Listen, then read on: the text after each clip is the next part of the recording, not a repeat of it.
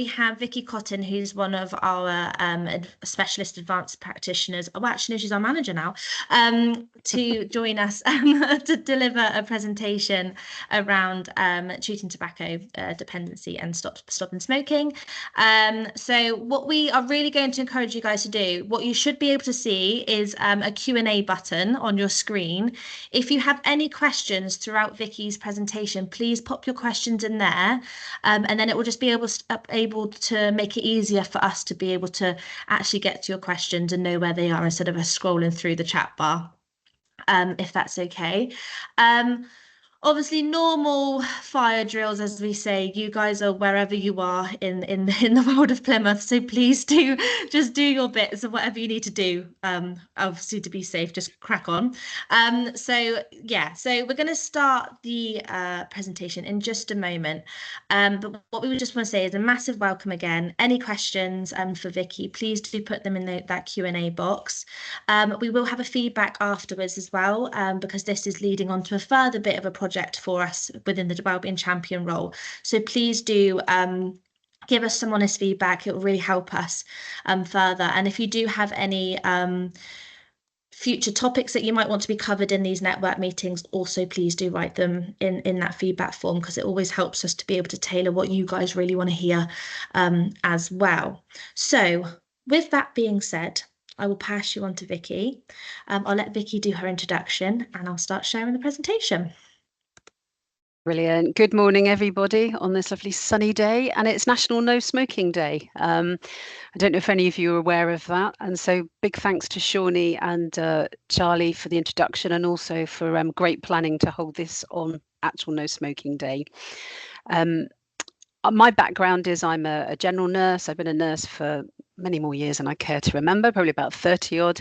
And I've been involved in smoking cessation in pretty much most of my career. I started out as a coronary care nurse. So for that first half of my career, it was very much at the kind of the sharp end of seeing smoking related diseases, and then subsequently been in primary care and community care. So next slide, please, Charlie. I've always wanted to say this, next slide. So what we're going to talk about today is kind of like a bit about the background and impact of smoking. I'm going to keep that fairly brief because I don't think there's anyone on the planet who can think that smoking is a good, healthy thing to do. We'll also look at nicotine and nicotine dependence, because I think that's really important to understand to see why smokers are so addicted. And it's no longer classed as a lifestyle choice. It's a chronic relapsing addiction for which you can have treatment for. And I think that's a real change in the mindset. And then more importantly, we'll look about supporting people who want to stop smoking. So we'll look a bit about all the aids out there, like nicotine replacement therapy, e-cigarettes, medications, what we can do, and most importantly, what you can do to support your colleagues. So next slide, please, Charlie. I'm just going to say I do turn my camera off from time to time, otherwise I get extracted seeing my face there. So I'll pop back in every so often. So I always start with this infographic because I think it hits hard home about the impact of smoking and the scale of the problem we still have today. If you cast your mind back to that awful time in the pandemic where, 2020, we were seeing almost those kind of daily tolls of how many were dying from COVID. I mean, appalling journalism in some ways, but that kind of counter at the top when we were seeing it go from tens to hundreds. Absolutely awful. But quietly in the background, smoking was killing just as many, if not more. And that's still happening annually. So as we said there, around about 80,000 deaths due to COVID-19, but there were more due to tobacco in that same time. Smoking remains the leading cause of modifiable premature death and disability in the UK, and it's probably responsible for about half the difference in healthy life expectancy between the most affluent and the most deprived in our communities. We know that round about 2 out of 3 people who even just try one cigarette become daily smokers, but we know that round about 3/4 of them would never have started if they had the choice again. we're looking at probably around about 1,400 hospital admissions per day that are related to smoking.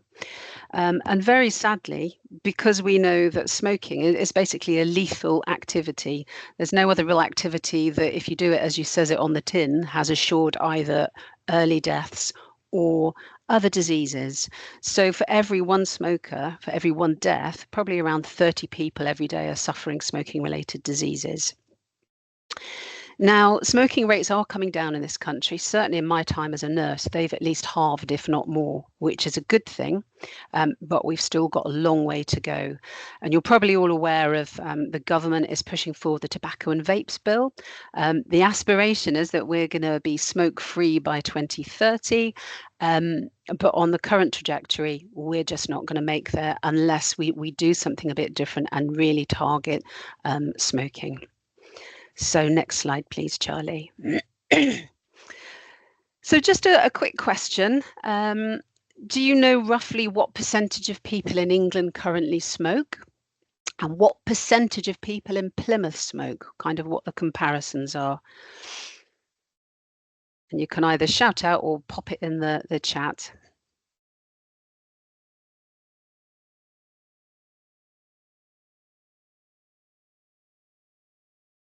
Nothing worse than having a question right at the beginning, is there?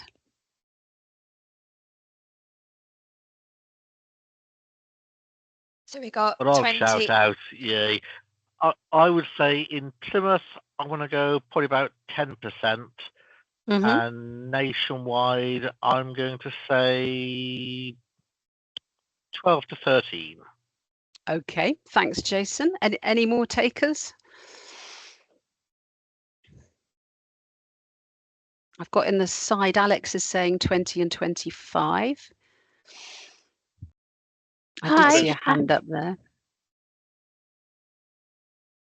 Hi, I was gonna think it was more like 45% in England and maybe 55% in Plymouth. So I'm Okay. going a bit higher. Okie doke, thank you. If we go on to the next slide, all should be revealed. So hopefully this can come up. It is a bit of a busy infographic, but we will be getting the slides out to you. But this is a really good kind of summary of the impact of smoking. And if we look at the top left, currently in England, it's estimated getting on for about 12% of people smoke. Slightly different statistics depending on which pool you look at, but we're talking on average kind of 12-ish%, which equates for kind of, 5.5 million people. So that's in England overall. And we will come on to the health harms of smoking in a moment. But I think what we forget is all the other costs. So here you can see the healthcare costs of smoking to the NHS. So we're in the billions there. Also the impact on things like fires due to smoking. Within this area, it's a kind of estimated as a couple of million for those times when a cigarette butt tossed in a bin has started a fire or someone's fallen asleep with one. But equally important is the impact of smoking on productivity. And this is coming back to the effects of things like the health of our colleagues, things like smoking breaks, time off for GP appointments. We know that smokers tend to see their GPs 35% more than those who don't smoke. So great stab at some of the kind of percentages. A couple of years ago, we would have been in the 40%. So the good news is it is coming down. But what we're getting is kind of a population that are very entrenched in their smoking. So if we can go to the next slide, please, Charlie. So this is Plymouth. We're higher than the national average. This is partly to do, we've got pockets of real deprivation, so it's high up on that deprivation scale. We're a port as well, so we do get some of the illicit tobacco coming across, but we are, and this is fairly historical as well, we're always higher than the national average. And I'll just leave you, rather than talking through, I'll just leave you to look at that slide.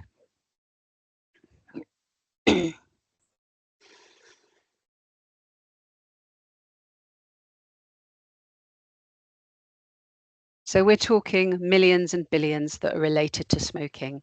And there's a common thing where sometimes people will say, but the smoking, that we pay taxes on our cigarettes and tobacco, so therefore we're getting revenue back. But if you look at the very bottom, we're only talking about 45 million, which sounds a lot, but when you equate that to the 128 million, it's a complete deficit. So that kind of thought that smokers pay their taxes that help that is kind of blown out of the water by those figures. Next slide, please, Charlie. You might need to click again. So smoking, and we'll come on to what's in tobacco smoke in a moment, but smoking basically harms any part of the body. I think we always think of the big three. So that's heart disease, cancers, and things like blood pressures and strokes, and that's absolutely correct. And most lung cancers, around about 80 to 90% of them, are attributable to smoking or passive smoking as well, being around other smokers. But when you look at that list, there's lots of other areas that are affected. So the brain, obviously we've talked about things like stroke and blood pressure, but it also is thought to be a risk factor for things like Alzheimer's, and particularly early onset of Alzheimer's, mouth and throat, cancers of the esophagus, so the kind of the food tube, the throat, the lungs, the tongue, etc. Stomach, it can increase the chance of getting things like ulcers. Fertility is affected, and that's in both sides, men and women.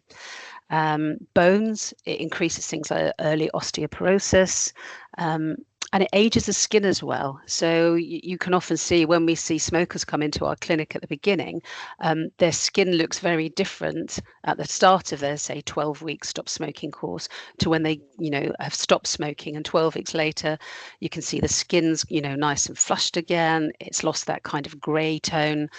So any part of the body you can think of is affected, things like diabetes. So there's no part of the body that won't be affected by smoking. Next, please, Charlie. There's also particular health harms in certain populations. Smoking in pregnancy carries its own unique risks. Partly why people who smoke then become more addicted and find it difficult to give up in pregnancy is because the blood circulation that happens when you're pregnant means you clear nicotine from your system 50 to 60% times quicker. So they need more nicotine and it becomes more addictive. But we're all aware of things like, sadly, things like stillbirth, birth defects, miscarriage, but it's actually throughout infancy and childhood. So things like the awful cot deaths, a sudden expected death in infancy, infections, things like chest, ear, throat infections. It can precipitate things like asthma, and it's now very much linked as well to possibly developmental disorders, so things like ADHD, as a result of mother or parent smoking. It can be that environment with a passive smoking. Also, we're aware that people with serious mental illness, particularly as it kind of goes up the scale relating to the severity of their illness, those who live with psychosis, for example, can be round about 70% in that population that are smokers. And then, unfortunately, the life years lost are even worse than comparing to people who don't live with a mental health condition. Next one, please, Charlie. So another quick question for you here. So looking at tobacco smoke, if I'm smoking right now, what are the three main kind of ingredients that I get from the tobacco smoke? So that's the first question. And then the second one, either A, B, or C, how many different chemicals are in cigarette stroke tobacco smoke?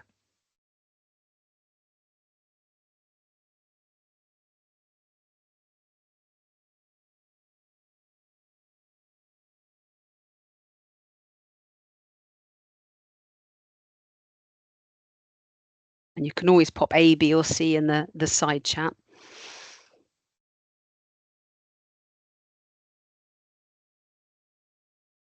I'll put my neck on the block again. Brilliant. Got to. Thank you, Jason. I would say three main components. I'm thinking nicotine, Yep. tar, Yep. And I'm going to hazard a guess, complete guess, at carbon monoxide. Oh, brilliant. You're the top of the class today, Jason. Absolutely. Yay! It's always worth sticking your neck out occasionally. Yeah, brilliant. And we'll chat through those in a minute, but you're absolutely right. Those three main components, tar, nicotine, carbon monoxide. And then coming on to the second question, I can see Alex has popped a B in the side chat. Any other takers? Over the 4,000. Who is that? Sorry, I That's can't Graham. see. Hi, Graham. Okay, 4,000. Plus 4,000 plus. There's lots in there.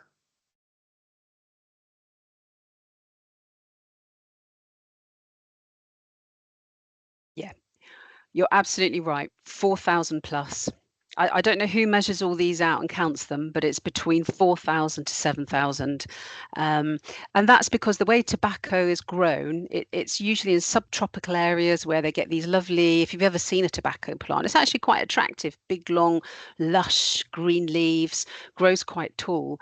But from the time they plant that to the time the smoker inhales that, every single constituent used in its development, so whether that's rat poison, whether it's insecticides, fertilizers, chemicals to stop it getting damp in transport, all that will eventually go into the cigarette.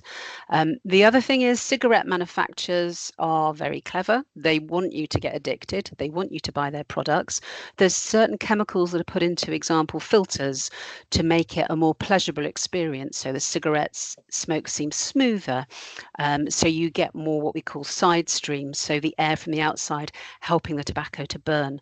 So every single thing that's gone into the production, whether it's from the papers, filters, the tobacco itself, all is going into the smoker. So brilliant. You've all got that knowledge.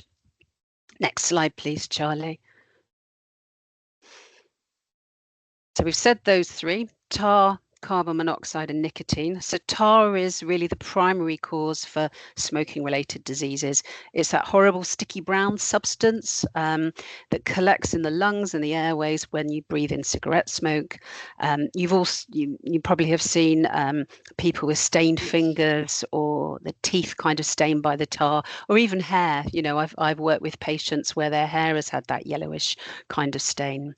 And within tar is at least 60 known chemicals that are cancer causing. Carbon monoxide is that poisonous gas that you get kind of from dodgy boilers, from car exhausts.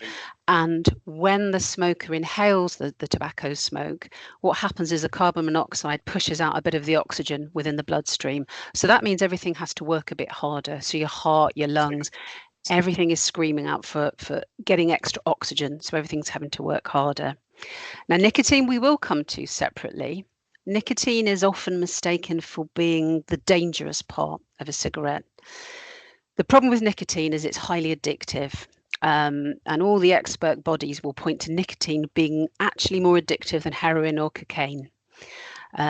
We also know that some people have a genetic kind of link where they can, you know, you could put 10 people in a room, give them all a cigarette, maybe 8 of them wouldn't ever want it again, but 1 or 2 might just have that instant kind of addiction to that first cigarette. It can happen that quickly. If you can click again, Charlie, and again. So it's always a bit sobering to oh, sorry, has somebody got their microphone on?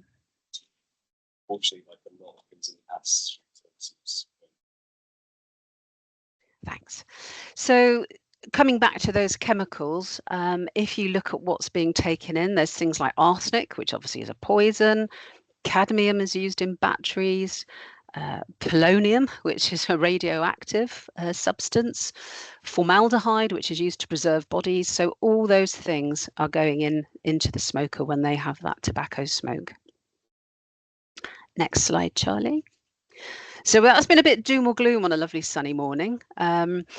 But I think as well, it's really important to look at the health benefits of quitting. We all know that smoking is harmful, but there are real benefits. And I always say it's never too late. The oldest patient I saw in my clinic was in their early 80s, and they did a great job. And they just found they could they were still quite active, but they found all the activities that they enjoyed were much more enjoyable when they weren't puffing for breath, every couple of steps. And the benefits from quitting I felt really, really quickly. So within that kind the first day or two, the nicotine and carbon monoxide levels are being cleared out. Nicotine's out of your system really quickly. It's got what we call a very short half-life. And roughly by the end of that day, the carbon monoxide will have cleared out as well. A couple of days later, your lungs are starting to regenerate, clearing out kind of all that debris. There's little hairs that line our airways called cilia, and they basically get burnt off and kind of doused in tar. And they're responsible for kind of an immunity thing, so they help us clear out infection risks. So those start working again. And then it just goes on. The benefits just keep mounting up the longer and longer you get away from smoking. And if you come towards the right-hand side of this kind of line, within a year, your risk of heart disease is at least halved. And by a decade, lung cancer risks are half. And then within kind of a decade and a half, the risk of something like a heart attack is the same as somebody who's never smoked. So the benefits are definitely there. Sometimes if people have a smoking related disease, so you may have heard of chronic obstructive pulmonary disease, which smoking is a big risk factor for, you're not going to actually cure that, but what will happen is you slow down the progression of that disease. And stopping smoking is now by the lung doctors thought to be a treatment for COPD. So not to reverse it, but to make your life, your symptoms much, much better. And then, of course, there's the money side of things, which we'll come back to later, but smoking has got incredibly expensive. So sometimes people are very aware of the kind of the health risks, but also those health benefits. But when you start looking at the finances and how much more money they will have, kind of disposable income, so to speak, from not smoking, then that can sometimes be an incentive as well. Next slide, please, Charlie. And again. So we're going to just quickly look at nicotine here. And as I say, it is highly addictive. We often say they smoke for the nicotine but die from the tar, because it can take literally just that first cigarette for you to become addicted. It is a stimulant, so it kind of increases your metabolism and zhuzhes everything up a little bit, and you will get your heart rate and your blood pressure will increase very slightly from the nicotine, but that is quite temporary. The other thing is it suppresses appetite, and it can give you a little bit of a tremor. Now, I have a confession, I'm an ex-smoker, so I'm a bit poacher turned gamekeeper here. And I can remember when I used to smoke, if I had a couple in a row, I literally would get the jitters. I'd be really agitated and shaky. And it's to do with the amount of nicotine that's kind of ping-ponging around in your body. Now, as we said, although it's addictive, it doesn't cause cancer. This is quite a common myth that the nicotine is the cancer-causing element. It's not. Of course, because it increases that heart rate and blood pressure, there is a slight risk with heart disease. But if somebody is still smoking a cigarette and you give them what we call therapeutic nicotine, which is clean, doesn't have any of the chemicals, then actually on balance of risk, that's much better. And we've already talked about those risks to do with the chemicals. Next slide, please, Charlie. Now, this is a bit of a busy slide again, I'm afraid, with lots of long medical terms. I'm a bit of a nerd. Charlie and Shawnee know that about me. But it's a good example of how nicotine is the drug of dependence. So if I was to smoke a cigarette right now, it would take about 7 to 10 seconds for the nicotine to go through my lungs and up into my brain. It's that quick. And that's to do with our lungs have a very, very big structure with things like the alveoli, those little kind of blobbly bits in our lungs that have all the blood vessels to help with the oxygen exchange. I don't know who worked this out, but if you were to stretch out somebody's lung fields, unravel it all, it would actually be a football pitch size. So that massive lung capacity is just throwing the nicotine straight up into your brain. Then what happens is the nicotine kind of mimics chemical messengers that go into the brain. So what happens is you've got parts of your brain that are receptors for these chemical messengers, and so the nicotine locks into one of those. It kind of is mimicking this message, and then it releases a tiny bit of a feel-good hormone called dopamine. And so for anyone that has smoked, and I can again talk about this personally, you take that cigarette and you think, oh, that's better, I'm calm again now, all's well with the world, it's helped my stress. But then because the nicotine is actually out of our brain very quickly, the half-life is around about 60 to 90 minutes, then once you've primed these little receptors in your brain, they start getting agitated because they want more nicotine again. So you think, oh, I'm really anxious, I'm really stressed. Do you know what? A cigarette will help that. So it just then carries on in this cycle round and round.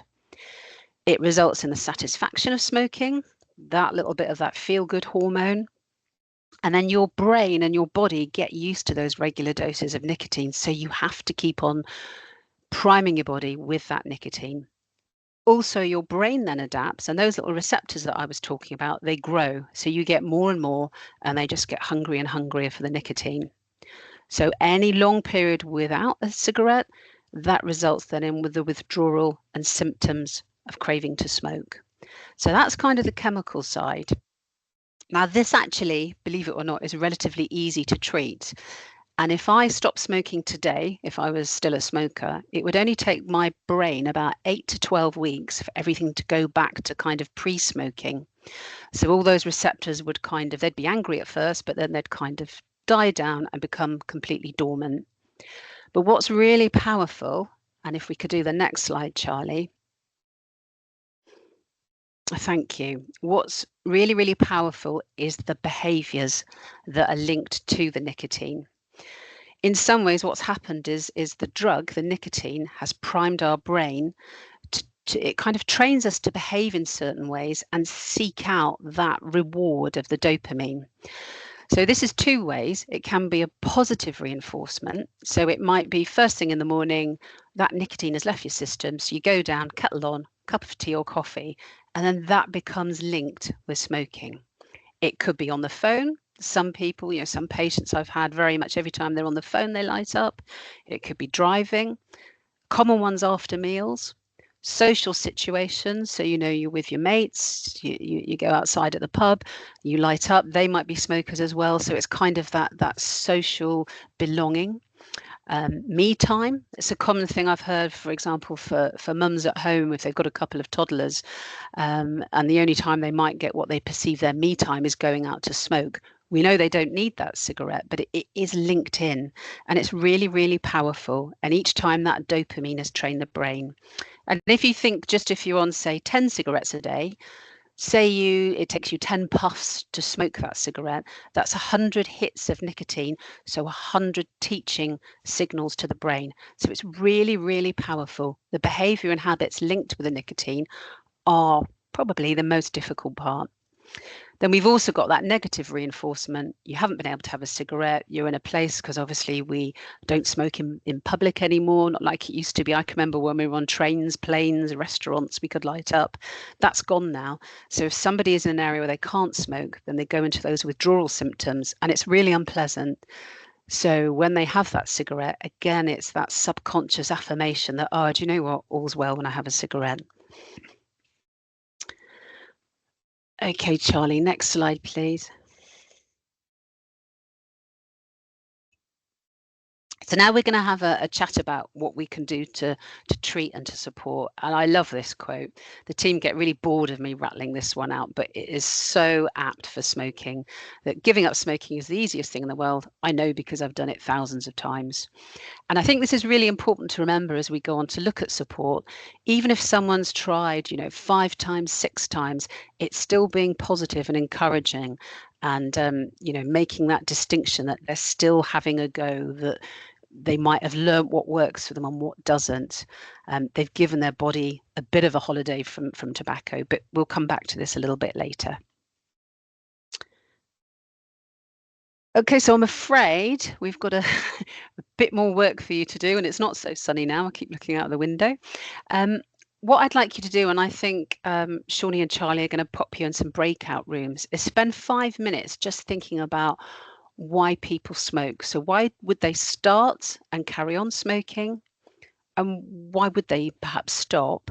And then if you can think of any factors that might affect the above. So it might be something to do with the individual themselves, with their own kind of personal environment, say, family, work colleagues, and also from society and culture. So hopefully that makes sense. Any questions about that?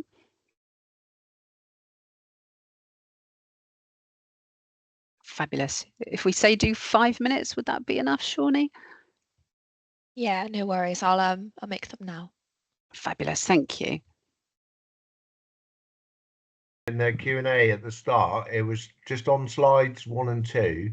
I don't know if I misread it, but was there 2 different figures for the amount of people that are smoking in the UK? One said 7 million, I think, on the first slide, and then we did the percentage one on the second slide, and it said like 5 million. Yeah, they will slightly skew. Okay. And sometimes one of the slide may be not updated from, because the stuff on the 2 slides where we had England and Plymouth, that's literally hot off the press from January. Action for Smoking and Health, which is a big kind of multidisciplinary team that look at all things like the Office of National Statistics, the various household surveys. They kind of bring all these figures together. So it's not an exact science as well. So that's why we usually give a range. But you're right, they were kind of 2 different figures. Okay, I just wondered if one considered something like vaping and something was a different one. It was why there was a difference in figures, but that's fine. Yeah, no, because vaping isn't smoking, and we will come on to vaping. Right. Okay. Vaping is not smoking. So yeah. Thank you. I will just go back to sharing the slides now. So just while you're doing that, Charlie, we had some great conversations in our room. I don't know if anyone from the room I was in wanted to kind of say what they were talking about or summarize, or I can do that.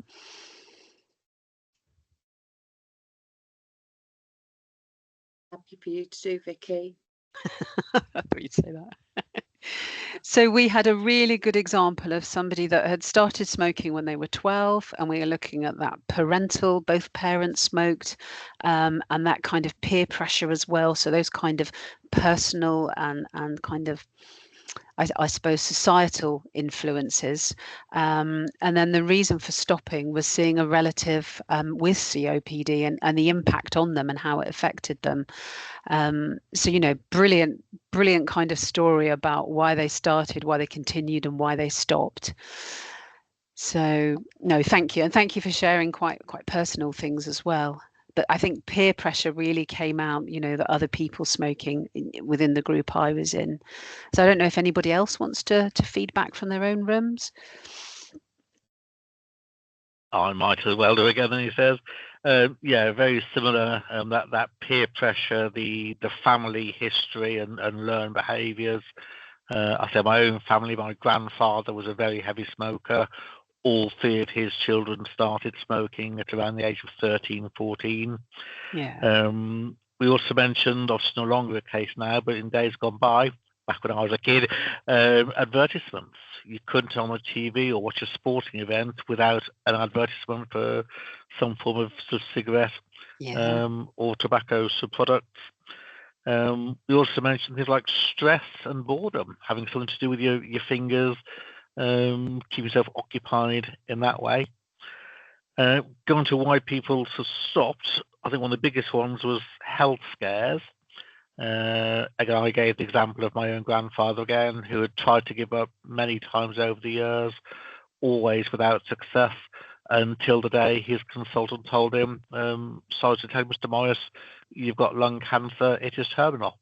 And that was a trigger for him, too late by then, of course, but that was a trigger for him to stop. But equally, it was the incentive then for all 3 of his children to give up smoking. Another one we mentioned was the family pressure. and the smell. Suddenly realise if you've given up for a short period of time, and then you start to notice the smell of tobacco products on other people, and that realization of, oh, but I used to smell like that.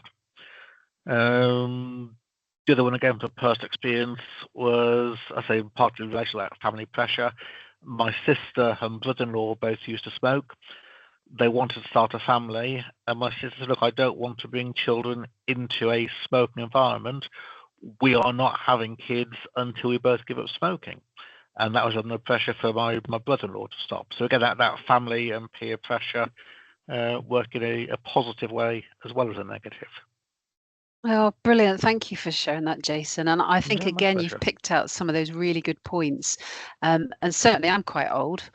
Not that I'm saying you are. Gosh, they're being insulted.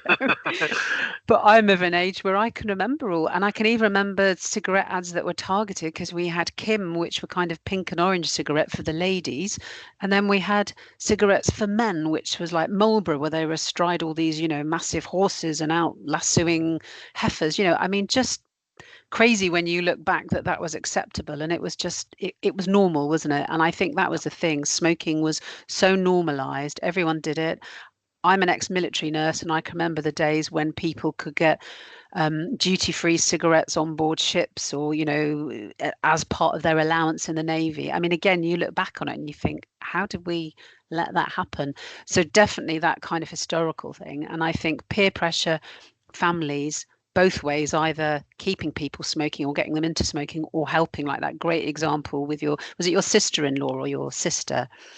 Sister made the decision that she was going to give up because she wanted to get pregnant. Yeah. And then the pressure on my brother-in-law then that you will also give up or I ain't getting pregnant. And that's really powerful reason. So thank you. Brilliant. Anything else before we move on? Louise? Yeah.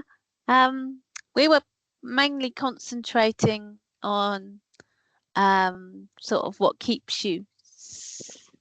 can keep a person smoking, and we were talking about how smoking, along with alcohol abuse and overeating, sometimes is like a mental health first aid plaster, sticking band-aid. Yeah, definitely. And and I said in our group that I had particularly noticed that with men in my area of meeting, a lot of men tended to smoke, and it was because they're trying to suppress those feelings that they couldn't deal with.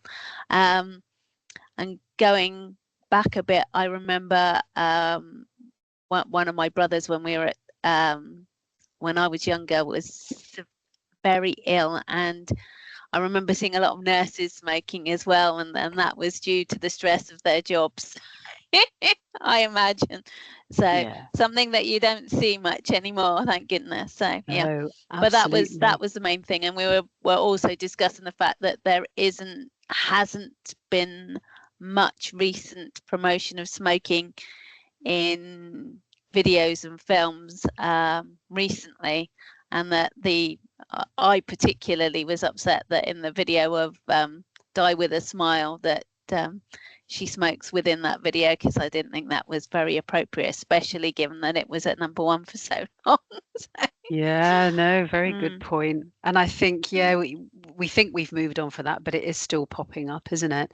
And I think that's a really good thing to explore about mental health, because I work a lot with patients that are inpatient mental health units at places like Glenbourne, Lee Mill, and the amount of people who are admitted who are all really heavy smokers, because it's just their way of coping.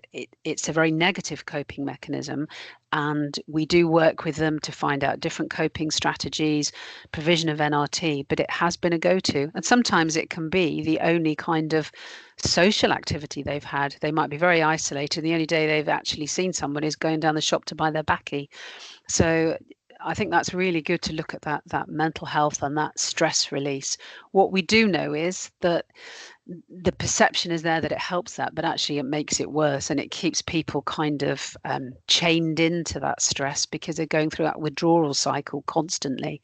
And it's thought that giving up smoking is effective as a course of antidepressants for somebody with something like depression. So there's another question. Is that Alex?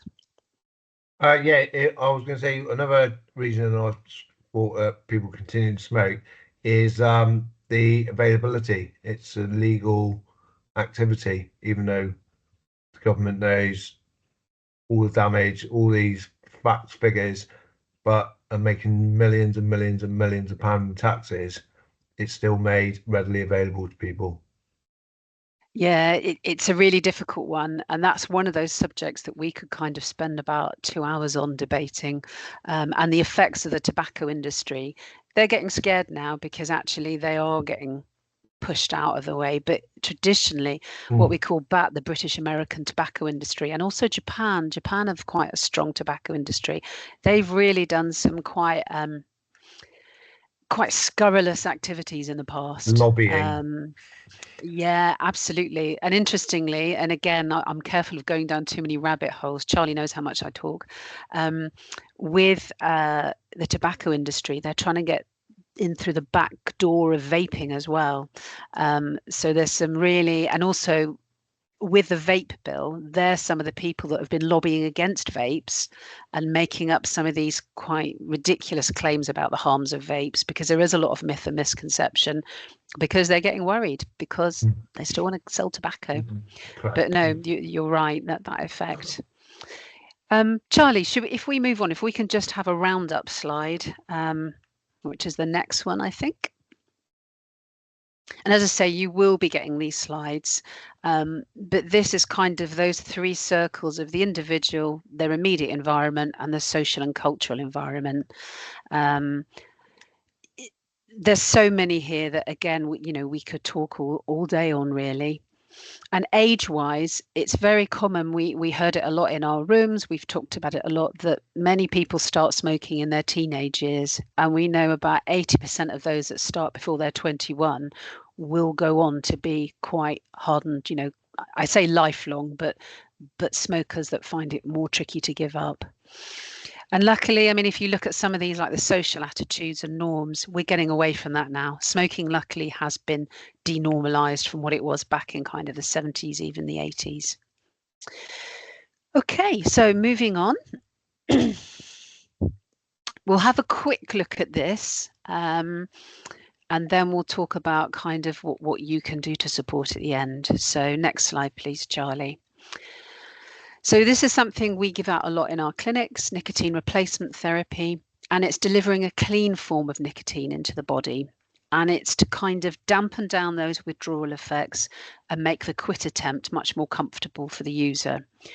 If you remember the diagram we saw with the nicotine going into the brain, it binds it with those little receptors in much the same way.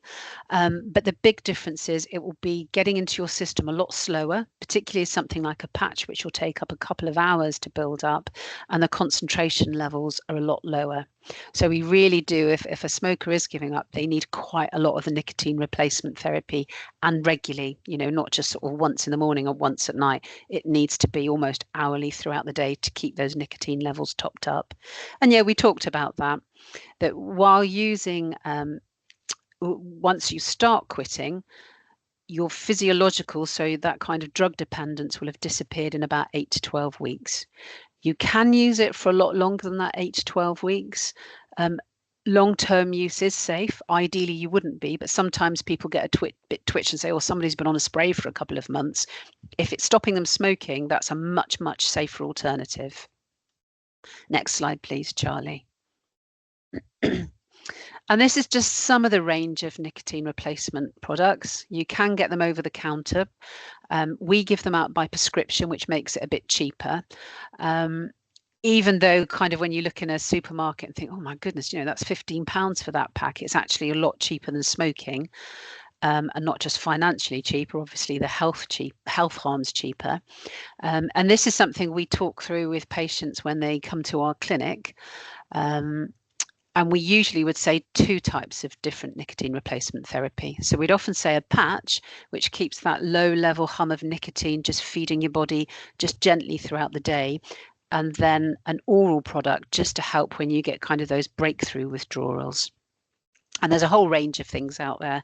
And when they come to us, we'll often chat through what they like about smoking, what they don't like, and just any kind of we kind of get a feeling for what might suit them. Sometimes people have a very clear idea. They might have tried to quit before and they know that, for example, the mouth spray doesn't work. It made them feel a bit sick. So we wouldn't advise something that they've not got on with before. But that's kind of just some of the range. But there's also tabs that can go under your tongue. There's nasal sprays with nicotine in. There's a whole range that we can kind of, what we need to do is adapt it for that person. Because if they don't like something, they're not going to use it. They're not going to get nicotine. They'll chuck it out and say, we'll just carry on smoking. Next slide, please, Charlie. We also can give out prescription medicines.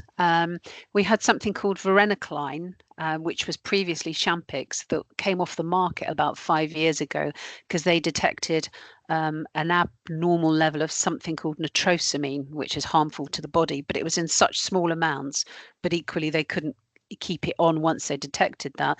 But interestingly, the levels in a cigarette smoker were much, much higher. But it is back again.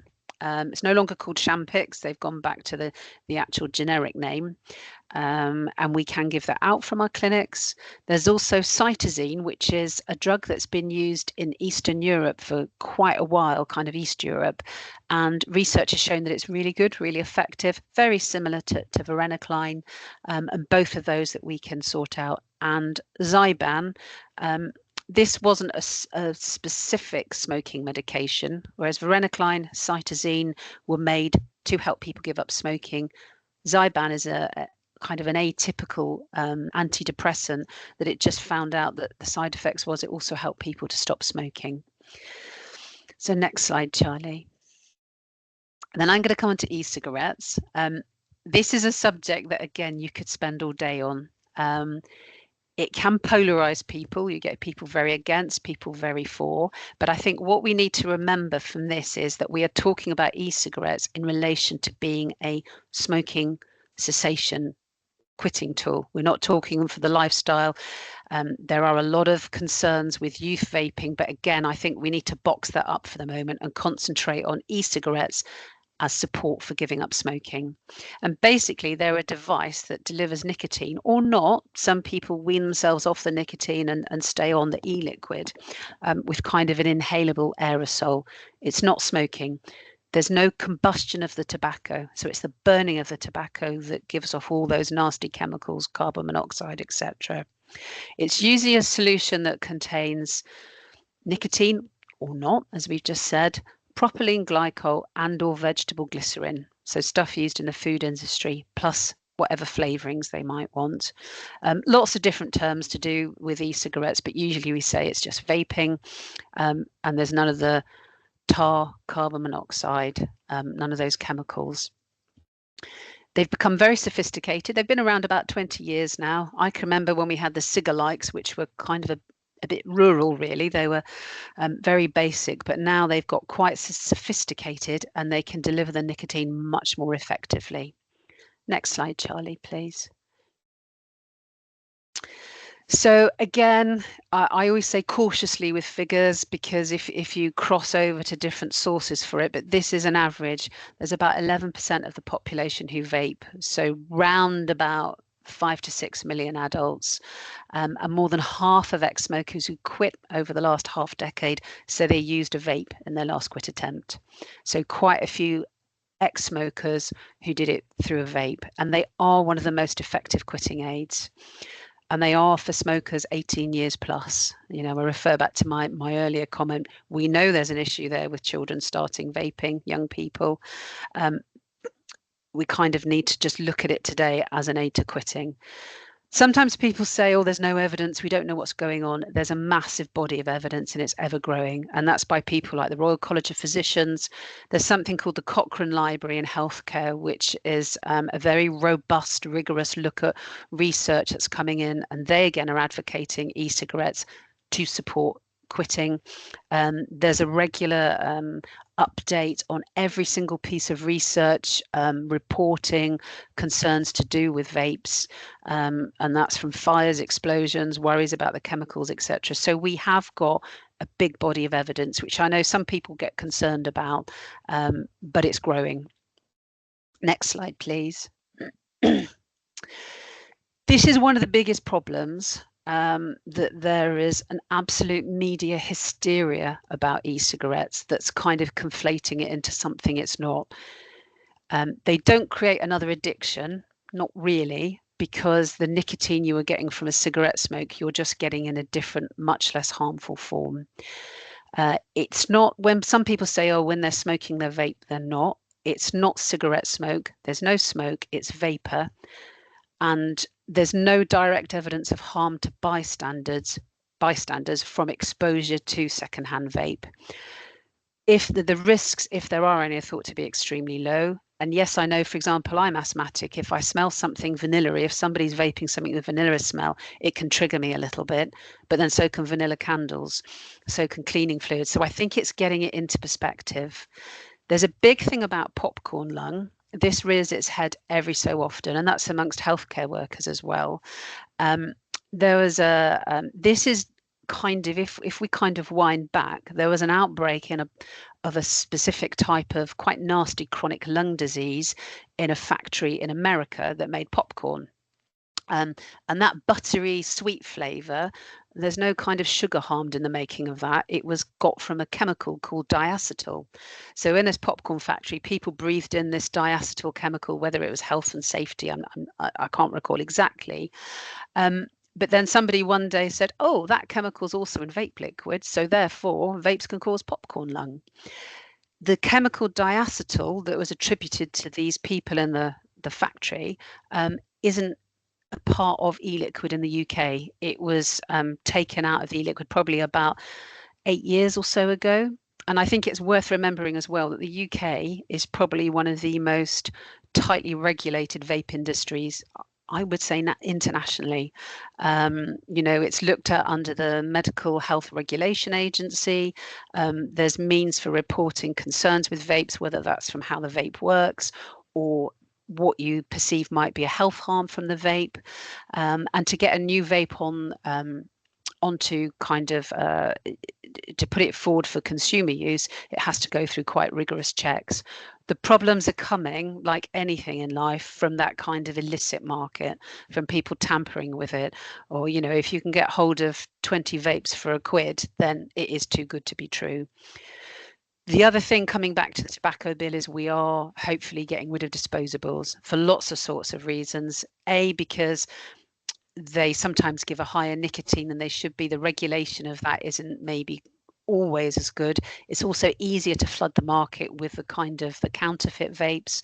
And we know that the disposable vape market has made it quite attractive to children and young people because of some of the marketing. But as I say, that's a slightly separate subject from this. Poisoning, fires and explosions, actually they're very low numbers. Severe cases, fatalities are extremely rare, and it's usually related to equipment malfunction. So somebody kind of doing their own homegrown version or one of the illicit vapes. If you buy from a bricks and mortar shop or a reputable online, so for example, we've got Flavor Vape who we use, there's Ocean Vape, Tesco's selling them, all those. If it's a shop and that's reputable, then it will be safety regulated. The other problem we have is because of kind of like the papers. I mean, you only have to pick up, the Daily Mail or the Mirror, and they're absolutely screaming about the dangers of vapes and, this and that chemical. But meanwhile, who's screaming about the effects of cigarettes? How many people are hospitalized or living with chronic diseases or early deaths because of cigarettes? That's kind of brushed under the carpet. We can't say they're 100% safe. That would be foolish. But expert bodies, and we're talking about Royal College of Physicians, British Thoracic Society, all the kind of, healthcare experts, that e-cigarettes are significantly less harmful than cigarettes and a fraction of the risk. Next slide, please, Charlie. I think you'll need to click. I might have left in a bit of animation. Oh, Sorry. So really, it's you can have your own opinion about e-cigarettes, absolutely, but us in healthcare, we're using them safely for helping people stopping smoking. And that's with behavioural support as well, because of those habits that we were talking about. They can be used with nicotine replacement therapy. We would always say, don't get them from kind of, like a backstreet supplier. Don't put anything in it other than the approved e-liquid. This is where the problems happen, where people find THC or something and they're priming their own e-liquid with it. Any adverse events can be reported, and that's something you can talk to us about. And it's just providing that advice consistent with the latest evidence, not what's on Dr. TikTok or Dr. Google, or you read in something like the Daily Mail. There's some recent research that came out that all the papers absolutely screamed about, that they discovered the risks from and health harms from long-term vaping. It was a really badly done study. It hasn't properly been published yet. They were kind of drawing conclusions. They were putting 2 and 2 together and making 109. So be very wary of when papers are saying latest research. They want to get more clicks, and I'd say sell their papers, but it's all online now. Next slide, Charlie, please. And we are using them to help support people. So we've got a swap to stop scheme that we first started back in 2019 with Plymouth City Council, and that was for Plymouth Community Homes. It's now rolled out to all of our clinics, and we give a free e-cigarette and 5 weeks of free e-liquid alongside the other support. We also do a lot of no strings attached, which I think some of you in the audience may have been offered that training, or hopefully can offer that swap to stop to colleagues.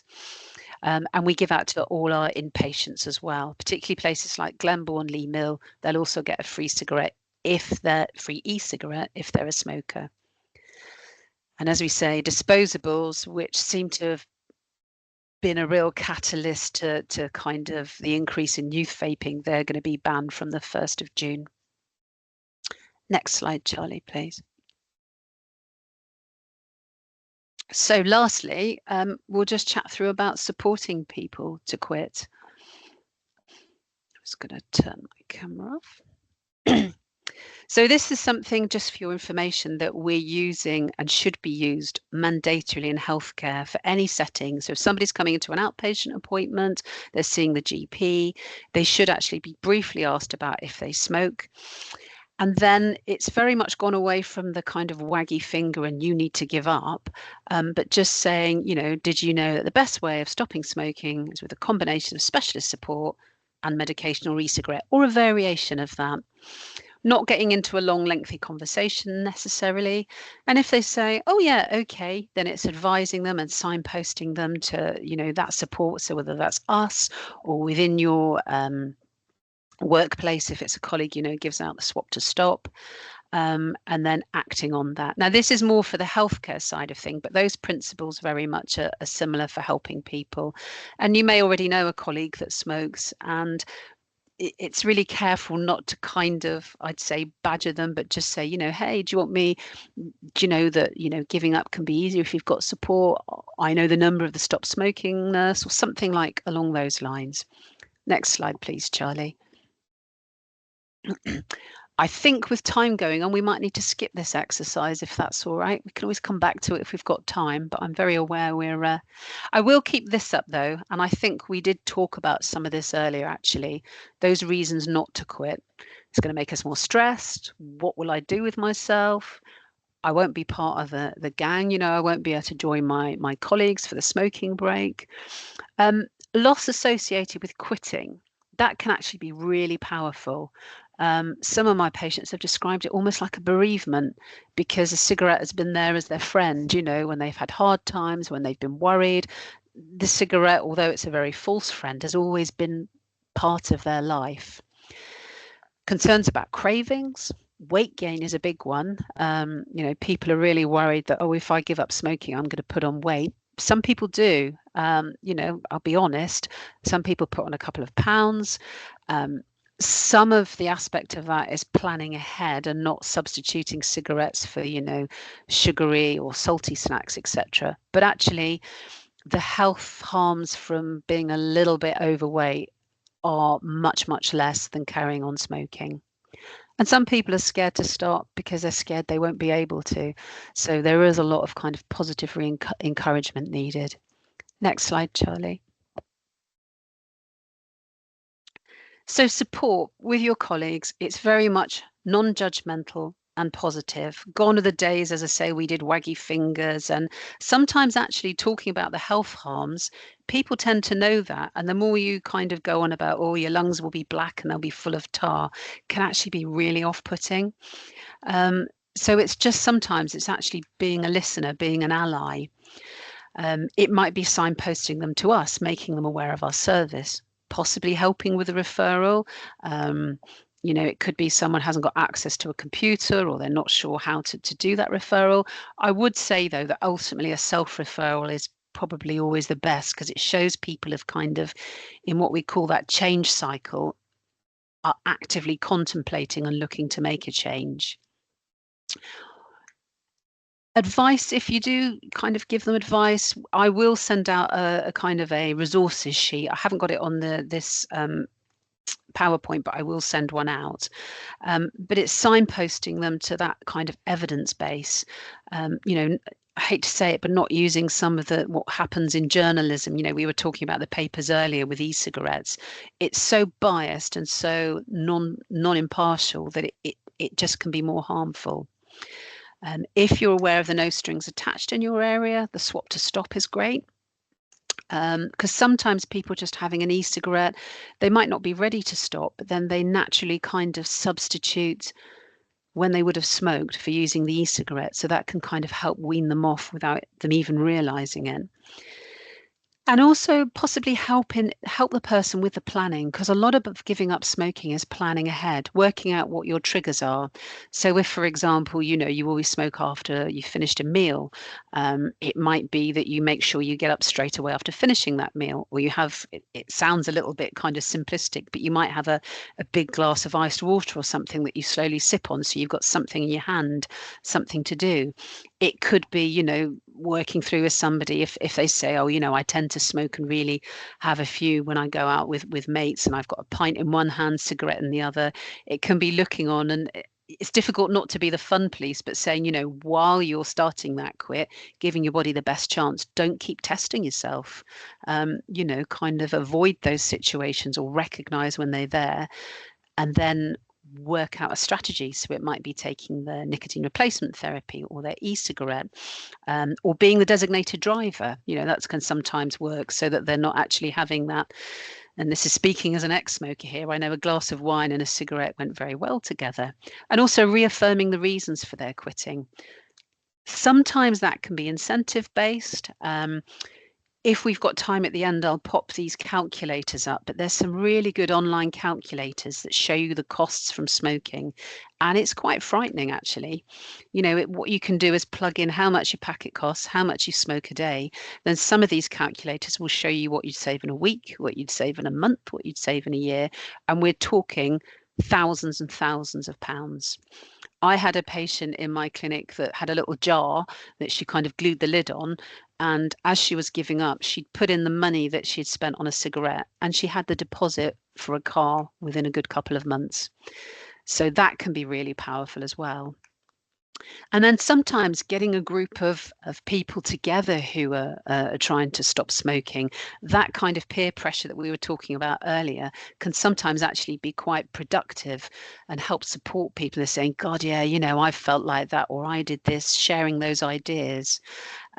National No Smoking Day, which we're on today, that can sometimes be useful. We have access to resources that we could give in advance for you to put up in your workspace, to kind of advertise on like Facebook pages, notice boards, and then Stoptober is coming up in October. So we can liaise with you well ahead of time there and support you in any endeavours you might want to do about promoting those kind of national days. Next slide, please, Charlie. This is a wee bit of a busy slide, and you will get these, as I say, but sometimes it can be useful talking through with people different strategies. And I'm not saying giving them a list of, oh my God, you're going to get this, this, this, and this, because that can be quite off-putting, but just saying, just kind of kind of pointing to ways that they can actually help with this. Like, for example, cravings, urge to smoke, make sure they've got their NRT. The rationale is why that's happening, because their brain's missing that nicotine fix. And things like distraction and coping therapy strategies, or even just recognizing, as some of my patients do, they know that the cravings will last only a few minutes. And it's all about that this will pass, some sort of affirmation to take them through it, some sort of distraction. And it's good as well that some of these withdrawal symptoms, again, you can say, look, your body's regenerating, you know, with that increased cough that sometimes you get when you stop smoking. That means your lungs are clearing, the airways are working again.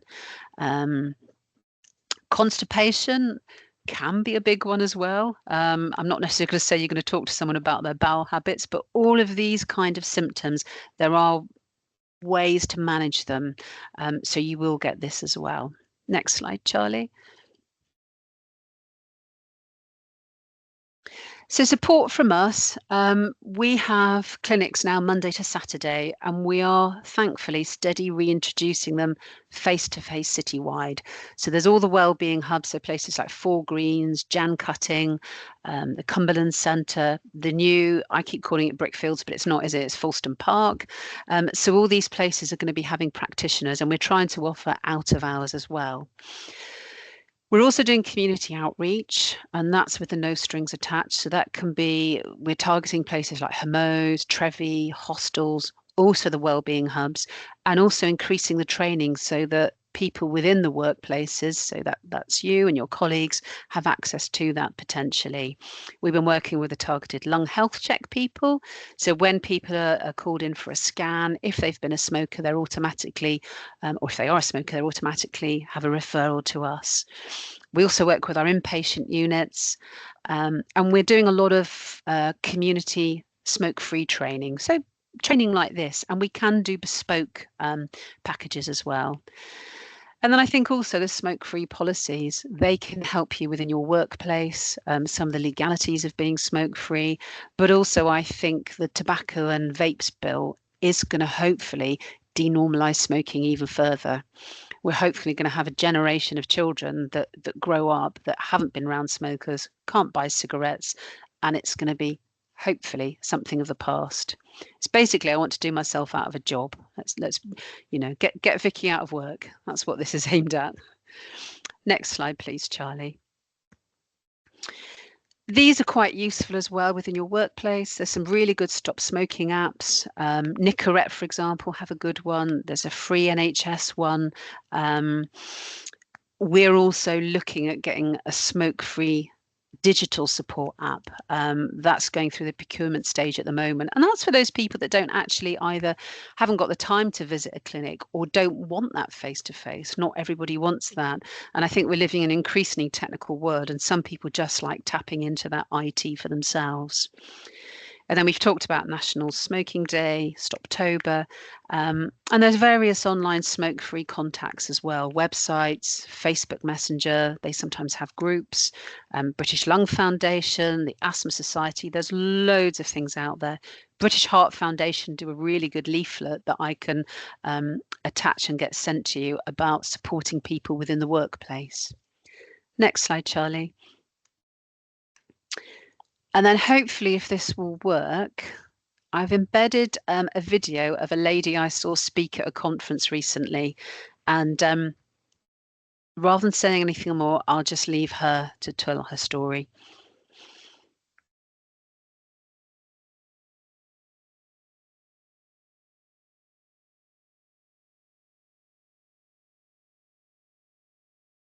Sorry, I just need to make sure I'm sharing with sound.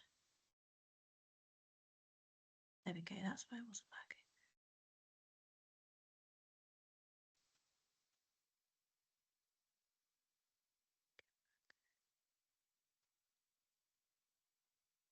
working. It was the in thing to smoke. You felt good, you felt grown up. My school meal money went on cigarettes, and I used to walk to school instead of getting the bus. When I was happy, I smoked. When I was stressed, I smoked. The power of the addiction is horrendous. You lie to yourself. You say you love smoking, and in the actual fact, It's not you love smoking. You need that cigarette. You need that hate. And that's the addiction. I had a hosepipe. Never once thought I'd get cancer. Not once. I got cancer of the larynx, which is the voice box. To tell your family you've got cancer through smoking is horrendous. My kids' reaction with that was they thought they were going to lose their mum. It was hard, really hard. So I had radiotherapy for 4 weeks. Family was there all the time at the hospital. So my neck had all scars on it, all scabs of the radiotherapy, but then it got worse. I lived with a tube up my nose, down my throat and into my tummy. After radiotherapy, it's just so shattered. I couldn't eat, couldn't drink, couldn't swallow my own saliva. If I hadn't have smoked, I could have had half a house. If I'd saved that money up, I'm fortunate. I'd never think of going back to a cigarette. I never do. I've beat the addiction, and I've realised that I can manage without smoking. Smoking tried to take my life and my health, but now I've got my life back. Keep trying. You've got to keep trying to quit. It's worth it. Make a fresh quit. For advice and support to put smoking behind you, visit freshquit.co.uk.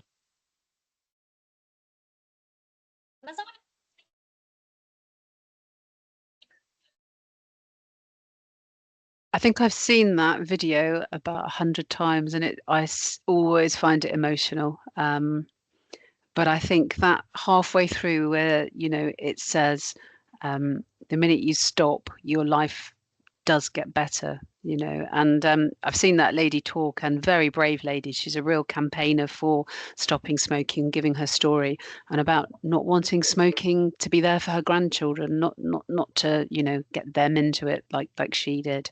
So, and I think that pretty much concludes, Charlie. I think we've only got the thank you slide. Amazing. Yes, I've just checked, so I just thought I won't show. Yeah. Amazing. Thank you, Vikki, so much for all of that information. And it's actually, obviously I work in the team, but I still never quite get my head around actually all that's involved in just one cigarette, and everything like that. So thank you so much for that. Does anybody have any questions while we have Vikki for the next 10 minutes? 5 minutes actually left of the meeting. I could stay a bit longer if needed. One very brief one. Mm-hmm. Going back in terms of the nicotine replacement therapy, as mentioned, that tends to be a slower release and at a lower dose than some smoking. Is there any rationale as to why it's a slow release and a lower dose? Is that just to help with the cravings to get people off that initial craving, or is it? Has there been any research to show that those lower doses actually work to really help people to give up? It's a good question, Jason. And what it is actually to do with is because nothing can replicate a cigarette for how quick the nicotine is delivered to your body and your brain. So it's partly, we say that because we often find nicotine replacement therapy is underdosed. Either someone's a bit worried about buying too much over the counter, or we still get some healthcare professionals that are like, oh, let's just start on a low patch. The reason we kind of make that distinction is because generally you need 2 products and you need to be using them regularly. So for example, if you're kind of on 20 to 30 cigarettes a day, we'd go in at the highest dose patch. And the second product they use, so say, for example, they use lozenges, the nicotine lozenges, you can have up to 15 a day. And I would say to a patient, you need to have a lozenge initially on the hour, every hour. And that's because nothing will ever get into the system as effectively as a cigarette can get the nicotine in. Does that make sense? It does. Yeah. Thank you. Yeah. Thank you. And it's a bit like with painkillers. If you say, I don't know, if you're suffering some horrible, like some of these viruses that have been going around later that give you a head like a kind of planet just throbbing. If you wait until the pain's really bad to take your painkiller, it's going to take a lot longer to work. Whereas if you get in and take something regularly when you're suffering, then it gets that blood concentration level up. And it's similar with nicotine. If you wait until you're climbing the walls, with that craving, it's almost too late. So you need 2 products to get enough nicotine in, and you need to take it regularly. Good advice. Thank you. Thank you. Are there any other questions?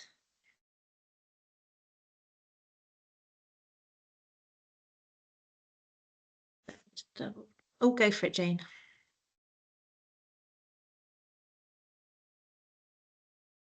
You're on mute. There you go. We all you can hear do me that, now. Jane. No, I think I'd definitely be interested in perhaps you coming into my workplace and perhaps doing some kind of promotion with some of our service users. That would be amazing if we could look at trying to set that up. Yeah, where do you work, Jane? Well, I work at Oak Tree House, which is a sort of a family contact centre for Plymouth City Council. Okay. So yeah, that would be really useful for some of the people that come into our service. So yeah, that would be good. Yeah, I mean, we're very much open, and we are kind of doing more of this outreach. I Yeah, think that'd probably be the best great. thing is if you liaise, that would be with Charlie and Shawnee, and then Yep. we can look at that, because I've got some of the team as well that can come out. I think usually we try and get a group together, just because of the logistics and the timings, but absolutely, we can have that conversation. Yeah, that'd be amazing. Thank you, Vikki. You're very welcome. Cool. Sorry, I'm just writing that down, Jane, so we make sure we make notes of it all. Yeah, great. I'm more than happy as well as if any questions come up, if you go away and kind of think, oh, hang on, what did Vikki say about that? That doesn't make sense. I'm more than happy if you want to field any questions back, and I can give you an email or send you links. That's not a problem as well. But from my point of view, I'd like to say thank you, because there's some really good conversations and some quite personal stuff shared. It can be a very emotive subject, I think. Yeah. Definitely. And yeah, just want to say a massive thank you to you again, Vikki, for putting this on. Oh, my pleasure. With us, because we're very aware of trying to snap you when you're free. So thank you so much for having the time and doing this for us. But like Vikki said, any questions that pop up later on, please do just give Shawnee and myself a shout, and we can forward it on to our Stop Smoking team, whether that's getting answers back from Vikki or one of our other practitioners as well.